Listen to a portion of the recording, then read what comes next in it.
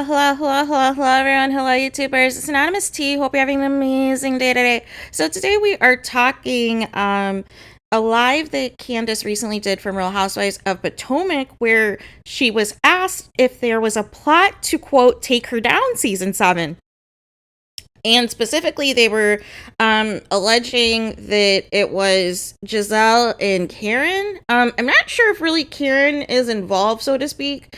But let's listen to what Candiace has to say about this. It's just a quick, short clip here.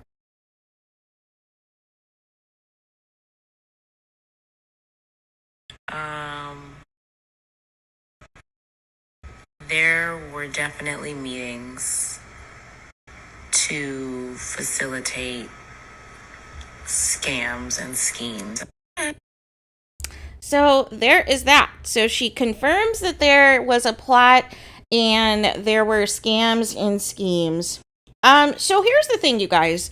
I said this on a few videos about Potomac in regards to Candiace, and that was Candiace needed to leave the show. And that she needed to leave the show once it was confirmed that Monique was not coming back because she was the next target. And allegedly, she was supposed to be the original target the season of the fight that happened. But, you know, since Robin and Giselle don't really mess with Monique to begin with, that basically, you know, just gave them, you know, an opportunity in their lap to, you know, ice out Monique anyways, right? But they never liked Candiace either. That's what's so funny. And Candiace did, you know, all that defending of Giselle at that reunion, trying to go against Monique and this and that. And I kept saying, I was like, this is not going to end well. They don't realize that you're being set up to be taken down next. And the constant comments about you going back and forth with people on social media and how you respond. And now allegedly the rumors that they're trying to come for your marriage with Chris Bassett this season and everything else, they were looking to also take you down. And I didn't understand, like, I just didn't feel that it was worth it, because I felt at the time, you know, Candiace was, you know, doing the music, she's back in school for her master's, I believe, and, you know, was getting some acting roles and this and that, and I'm like, this is the opportunity for you to jump ship or, you know, leave Potomac because things are starting to thrive for you. And why subject yourself to being the source of all the drama? Because you know how every season there's a housewife that they want to try to like take down. They want to try, you remember last season they tried to come for Wendy's marriage and this and that. And so I already knew it was going to come back around to Candiace, and that's why I, for the life of me, didn't understand why she came back. Even there's rumors that she's, you know, not happy with her contract or was offered a friend contract or what have you. We'll get to the bottom of that, I guess, when the season airs to see if any of those rumors were true. But I always felt that she was next on the list. I always felt that had the fight not happened, she was going to be the first to go. Because they didn't see it for her. They never saw it for Candiace. And they wanted to make an example, and it already started really before, like, the seeds were being planted, you know, really during the reunion. Like, hey, if you don't get yourself together, you know, there's going to be consequences. Like, the ladies kept warning her. And then I believe after that, shortly after, Giselle was on The Real, because I think I did a video on that where she was talking about how Candiace is broke, and like they were already starting, you know, the anti-Candiace movement, like right after, right? So I didn't understand why she thought that she would be exempt or would be in a position to where, you know, things were not going to, you know, come back against her. Because as you guys know, also, I believe she also unfollowed Giselle, and, you know, there's some other drama going on, alleged drama with Giselle and Chris Bassett. Like, and I just felt as though all of this could have been avoided if you bowed out gracefully from the show. And I understand that some people love the fame, some people love the money, some people love being on TV and being talked about and trend on social media and this and that. But at what cost is it, you guys? At what cost is it if it's at the expense of, you know, trying to, you know, cause rifts in your marriage, trying to cause rifts with your family, and basically having a falling out with most of the cast. Like, what does all of that mean? Is all of it worth it then if you're on an island trying to fight your battles and you have people who are actively plotting, who are literally having meetings in NYC about you on how they're going to take you down this season? And the other thing about this too is it kind of gives credence to the rumors that these reality shows are not, quote, real as they used to be. If you're already pre-planning storylines before you even start filming. Like, like what? Like, I understand, I guess how it goes is producers will meet with you and you guys talk about, okay, here's what I have going on this season. I have this business going on. I have this, wedding that I'm planning. I have all of this and that's happening. And they'll roll the cameras and see everything playing out. But to actively meet in advance before even discussing what your storyline is going to be for the season, because we know that pretty much Giselle is, the bone collector. She's the one that's going to get the messy stuff out there to the cast, and, nobody's safe, right? She has no problem doing that. And it's just interesting because we know so little about Giselle these days, but we know that when she's ready to, take down somebody else, like there's no stone unturned, right? And for them to have this meeting, like whether you like Candiace or not, like this is kind of messy. This is messed up, you guys. And I just don't understand why she came back. Because I think she should have been strategic. I think she should have had her own allies band together to, again, have some allies against Giselle, against Robin and so forth. Because there's also rumors that Charisse is coming back this season and that she's basically working for free, trying to get a contract for the following season. So that could be interesting too. That could be that Charisse is, trying to be on the season for free on purpose to try to get Candiace off for the following season. And that could be another strategic move because she was the person originally who was bringing the cast together, who was, doing all of the charity events. She's the one who actually has the real personal relationships with everyone. Like, of course, Giselle and Karen know each other and Giselle and Robin know each other, but Charisse really was the glue that got that core group of OGs together, as well as even Katie Rose, who's also trying to campaign to get back on the show as well. So this will be a very interesting turn of events, but this is what happened. Like, literally the rumors were you were a part of the Monique takedown as well. That, that happened also. So why did you think that you would be exempt from a takedown? You were supposed to be the original takedown. So, I don't know. But I think she missed an opportunity to work things out with Karen and have her, Karen, and Wendy maybe like form some sort of an alliance or what have you to go against Giselle because, Karen's going to come for everybody regardless, right? And I think it would have been an opportunity for Candiace to have some actual allies, but the opposite is going to happen to where the OGs are going to band together to try to say, hey, Candiace is the issue. Candiace is not a fit for Potomac. And that's where they're going to try to turn it around. So, but yeah, it's kind of weird, like how all of this has come full circle, like how she was there for the Monique takedown, the Monique planning of how they were going to take her down and ice her out from the show and this and that.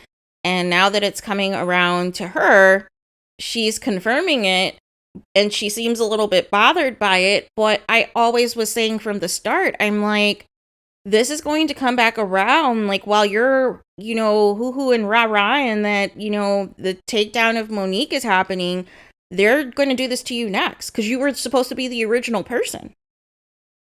So I had no idea why Candiace came back unless she truly thought that Giselle and Robin were her friends and genuinely liked her. And that's a mistake on her part. It's not that they liked her. It's just that they hated Monique more. And that's really all it boils down to. If they hated her more than Monique, they would have definitely, followed through with the original plan to take her out that season. But since they hated Monique more and the fight happened, it was like a gift in their lap, and they moved forward with getting her out, trying to get her out of the show. But I don't think Candiace should be surprised. I don't think she should have been surprised, and I think she should have been more strategic. If she's going to stay on the show, and you are aware or have been made aware at some point that there's a plot to take you down, that there's a plot to get you off the show, why didn't you plan back and try to align with Housewives as well to counteract whatever Giselle and Robin and whoever else are trying to do? And possibly even Charisse now, if she's willing to allegedly work for free to be a part of this takedown. So this could be very interesting as we head into the next season of what this is going to look like. If it is going to be, because we already know one of the storylines is going to be, of course, Ashley and Michael Darby separating. We know for that. We know there's rumors that there's some like Giselle and Chris Bassett situation that takes place that, Chris Bassett, of course, was responding on social media about. And now, of course, we can confirm that there's at least a storyline of some sort to where we're going to see a direct attempt, a direct hit to try to get Candiace off the show. And we'll have to see, okay, who's all in alignment in supporting this and who is kind of standing on the sidelines, not really saying anything. And is Candiace really truly by herself trying to, fight these battles with these women?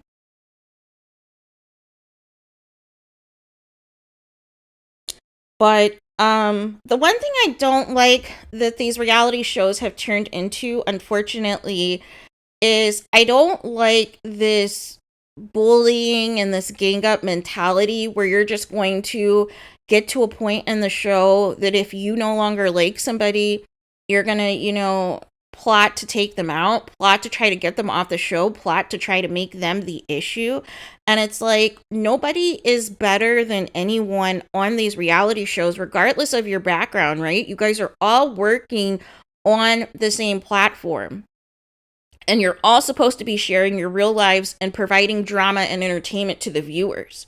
But it gets toxic when you see that obviously somebody is being singled out, that somebody obviously is not, being a part of a lot of the group events or is not being a part of a lot of the different, things that the other cast members have going on. And then they try to set it up as, oh, you're the problem, you're the issue, you're not a fit for Potomac, you're too problematic or you're too dangerous and this and that. And it's like, but you didn't have the same energy when it was beneficial to you to take somebody else out of the show. So how bad was the person then? And, and that's what I mean. It's like you can't get involved personally with some of these people.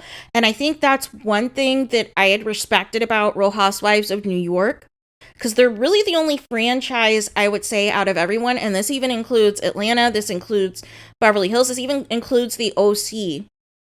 New York is the only franchise, even though it was like the lowest rated, that knows how to bring the drama, bring the entertainment on the show, but also quickly move on to the next topic, right?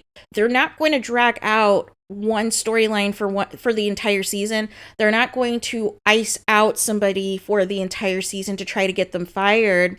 They are going to still film with you even if they hate your guts. They're still going to film with you. They're going to cuss you out to your face. They're not going to say anything that they haven't said about you behind your back to your face.